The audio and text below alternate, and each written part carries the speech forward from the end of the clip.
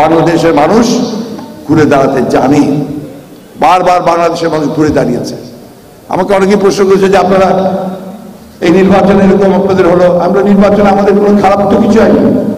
আমরা এই নির্বাচনের মধ্যে দিয়ে প্রমাণ করেছি যে আমরা যে কথা বলছি যে দলীয় সরকারের অধীনে, বিশেষ করে আওয়ামী লীগের অধীনে কোনোদিন সুষ্ঠু নির্বাচন হবে না। এবং 2014 সালে যে আমরা নির্বাচন বর্জন করেছিলাম, সেই বর্জন ছিল সঠিক সিদ্ধান্ত, কারণ সেটা আজকে প্রমাণিত হয়েছে এই নির্বাচনের মধ্যে দিয়ে যে আওয়ামী লীগের অধীনে কোনোদিন সুষ্ঠু নির্বাচন হতে পারে না।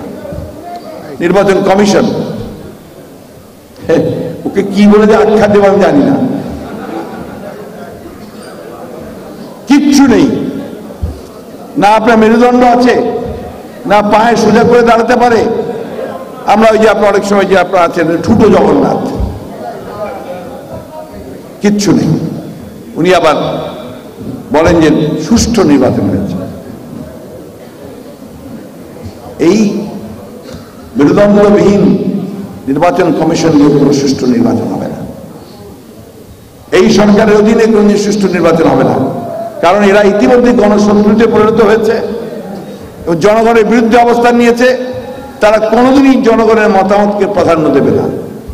বন্ধুগণ, আমরা তো 1971 সালে যুদ্ধ করেছিলাম, অর্জন করেছিলাম, 90 অর্জন করেছিলাম গণতান্ত্রিক রাষ্ট্র আন্দোলনের মধ্যে, সংগ্রামের মধ্যে দিয়ে।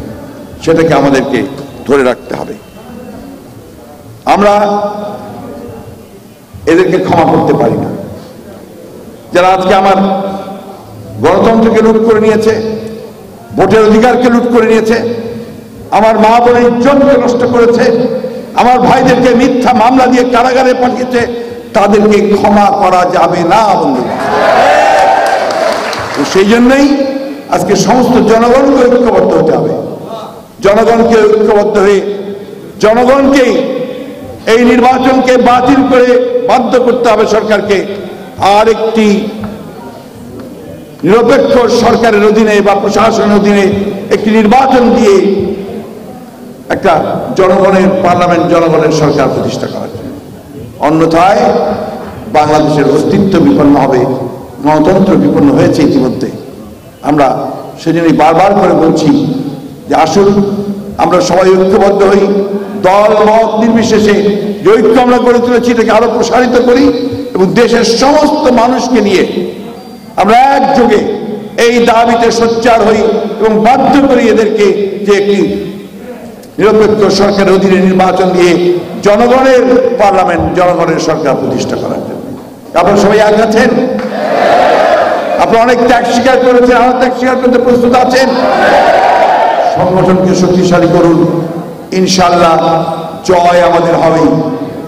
আমি শেষ করবো ভাই আমার খুব প্রিয় একটা কবিতার লাইন দিয়ে। রবি ঠাকুরের যে কবিতা আমি সবসময় মনে করি, আপনারা অনেকেই এর মধ্যে কিছু কিছু এসছে। সেই কবিতাটি হচ্ছে দুটো লাইন, শেষের দুটো লাইন। যদিও সন্ধ্যা আসিছে মন্দ মন্থরে, সব সঙ্গীতে গেছে ইঙ্গিতে থামিয়া, তবু বিহঙ্গ ওরে বিহঙ্গ মোর, এখনই অন্ধ বন্ধ করুণা পাখা। আমাদের উঠতে হবে, পৌঁছতে হবে দিনে, এটাই হলো আমাদের লক্ষ্য। আপনাদের সকলকে ধন্যবাদ। আমরা যেভাবে আন্দোলনের মধ্য দিয়ে তাকে কঠিন করে নিয়ে আসবো ইনশাআল্লাহ। আমার সঙ্গে প্রোগ্রাম দেবেন, বাংলাদেশ জাতীয়তাবাদী দল, জাতীয়তাবাদী দল, জাতীয়তাবাদী দল, জাতীয়তাবাদী দল, জিয়াউর রহমান, জিয়াউর রহমান, অমর হোক, অমর হোক, অমর হোক দেশের বেগম খালেদা জিয়া।